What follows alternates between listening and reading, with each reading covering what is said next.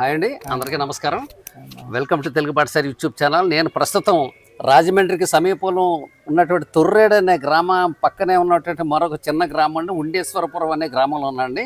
ఈ ఉండేశ్వరపురం అనే గ్రామంలో మల్లంపాటి సీతారామయ్య గారు 93 సంవత్సరాల వయసు అండి. ఈయన అవిశ్రాంతంగా వ్యవసాయం మీద ఉన్న ప్రేమతోటి ఈనాటికి కూడా వ్యవసాయానికి అంకితం అయిపోయి ఈ వ్యవసాయ క్షేత్రంలోనే నివాసం ఏర్పాటు చేసుకుని ఇక్కడ అనేక రకాల పంటలు పండిస్తున్నారు. ఏమేం పంటలు పండిస్తున్నారు ఏంటనేది పెద్దలు సీతారామయ్య గారు అడిగి తెలుసుకునే ప్రయత్నం చేద్దామండి. సార్ నమస్కారం అండి సీతారామయ్య గారు.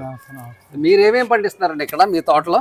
మెయిన్ కొబ్బరి అండి, అందుట్లో అంతర పంటల్లో ఒక్క, తర్వాత జాజికాయ, జాపత్రి, లవంగాలు, యాలకులు, దాచిన చెక్క, పైనాపిల్, అరటి, డ్రాగన్ ఫ్రూట్, అబ్బా, ఇక వెజిటబుల్స్, సీజనల్ వెజిటబుల్స్ అంటే సమ్మర్ వెజిటబుల్స్ వస్తాయి, రైనీ సీజన్లో రైనీ వస్తాయి, శీతాకాలంలో క్యాబేజీ, కాలీఫ్లవర్, బీట్రూట్, క్యారెట్లు అవి పండిస్తూ ఉంటాం. కూరగాయలు కూడా పండిస్తారు. అంత ప్యాడీ ఉంది 1 ఎకరం. ఇది మా క్షేత్రం యొక్క. ఫ్లవర్స్ ఏమన్నా పూల మొక్కలు ఏమైనా ఉన్నాయండి? పూల మొక్కలు ఏమి లేవండి, ఫల వృక్షాలే ఉన్నాయి. ఇదేమో పప్పర పనస ఇక్కడ ఇలా మామూలు రెగ్యులర్ గా పూజ చేసుకోవడానికి అదే మామూలు మందార పువ్వులు ఇలాంటివన్నీ కూడా ఉన్నాయి.